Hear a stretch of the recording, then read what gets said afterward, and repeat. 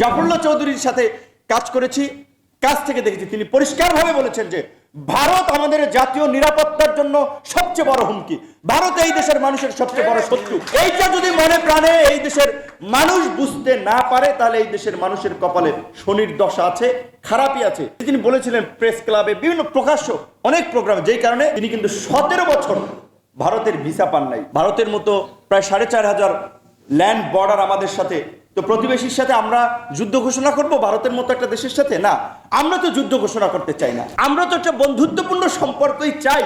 কিন্তু ভারত যখন আমাদের দেশের পুলিশ প্রধান কে হবে, প্রধান বিচারপতি কে হবে, সেনা প্রধান কে হবে, সাংবিধানিক নিয়োগের মতো জায়গাতেও হস্তক্ষেপ করবে, রাজনীতিতে কারা এমপি মন্ত্রী হবে, মেয়র হবে, ডিপ্লোম্যাট হবে, এইটা যদি ভারত নির্ধারণ করে দেয় এবং কারা সরকার গঠন করবে সেইটা যদি ভারত ঠিক করে দেয়, তাহলে তো এই দেশের জনগণ ভারতকে বন্ধু ভাবতে পারে না।